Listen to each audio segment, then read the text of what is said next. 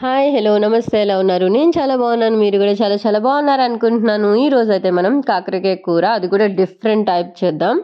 ఇది మీరు యూట్యూబ్‌లో చూసారా? చూడలేదా? అనేది మాత్రం నాకు కింద కామెంట్ సెక్షన్‌లో కామెంట్ చేయండి. నేనైతే న్యూగా ఆలోచించి పిల్లల కోసం, హస్బెండ్ కోసం ఎలాగైనా వీళ్ళతో కాకరకాయ తినిపించాలని ఇలా చేస్తున్నాననమాట. పైన చెక్కంతా తీసేసాను. అలాగే లోపల విత్తనాలు అవి కూడా తీసేసాననమాట. ఫ్రైకైతే విత్తనాలతో ఉంటే బావుంటది కానీ కర్రీకైతే బాగోదు. సో, వాటిని చిన్న చిన్న ముక్కలుగా కట్ చేశాను. పెద్ద ముక్కలుగా అయితే పిల్లలు తినడానికి కొంచెం డౌట్ కదా! అందుకని చిన్న చిన్న ముక్కలైతే రైస్‌లో పెట్టేయొచ్చని అన్నట్టుగా నేను అలా చేశాననమాట. సో, దీంట్లోనే నేను పసుపు, అలాగే సాల్టు వేసుకున్నాను. వేసుకొని మంచిగా మ్యాగ్నేట్ చేసుకొని ఒక పక్కన పెట్టేసుకున్నాననమాట. ఒక 15 మినిట్స్. అండ్ దీనిలోకి ఒక పౌడర్ చేసుకుందాం. దానికోసం అయితే కొంచెం పీనట్స్, అలాగే కొంచెం ధనియాలు, అలాగే 4 స్పూన్ల నువ్వులు వేశాననమాట. సో, ఇదంతా మంచిగా పౌడర్ చేసేసుకుందాం. అలాగే చింతపండుతో మనం పులుసు చేయబోతున్నాం కాబట్టి చింతపండు కూడా ముందుగా మిక్సీ చేసేసాననమాట. మామూలుగా అయితే రసం పిండడం అలా కాకుండా మిక్సీ చేసేసాను. సో, మొత్తం అదంతా ఒక ప్యూరీ లాగా అయిపోయింది. సో, 15 మినిట్స్ తర్వాత చూడండి, పిండుతుంటే ఎంత చక్కగా రసం వస్తుందో. కానీ చెప్తున్నానండి, కాకరకాయని కాకరకాయగా తినడమే మంచిది మన హెల్త్‌కి. అండ్ మెయిన్‌గా షుగర్ ఉన్న వాళ్ళకి కానీ, చూడండి ఎంత వాటర్ పోయిందో, దీనిలో ఎంత విటమిన్స్ పోయాయో అని కొంచెం బాధగా అనిపించినా తప్పదు, పిల్లలతో తినిపించడానికి నేను ఇలా చేస్తున్నాను. సో, ఇలా పక్కన తీసి పెట్టిన దాన్ని మళ్ళీ వాష్ చేసుకున్నాననమాట.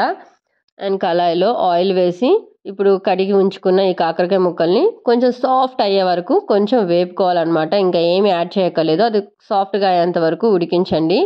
అండ్ నేనైతే కాకరకాయనే తింటానండి. షుగర్ ఏసుకోవడం, బెల్లం ఏసుకోవడం అలా ఏం చేయను. ఇష్టంగా తింటాను. అండ్ ఫ్రై అయితే ఇంకా చాలా బావుంటది.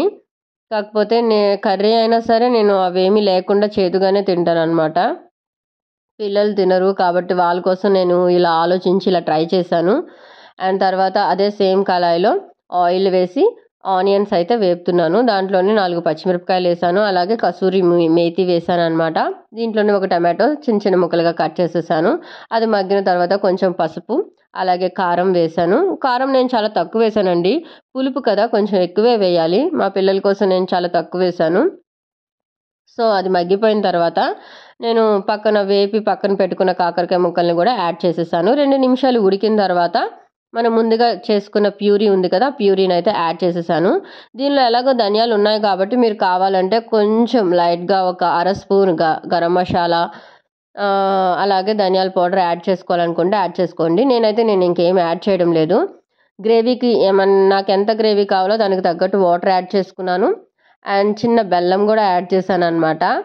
అండ్ లాస్ట్‌లో అయితే కొబ్బరి తురుము వేసుకున్నాను. సో, నేనైతే ప్యాకెట్ ఇక్కడ కొబ్బరికాయలు చాలా, ఒక్క కొబ్బరికాయ వచ్చి 150 రూపీస్ అండి. అందుకనే నేను ప్యాకెట్ అయితే ఆన్‌లైన్‌లో ఆర్డర్ ఇచ్చుకున్నాను.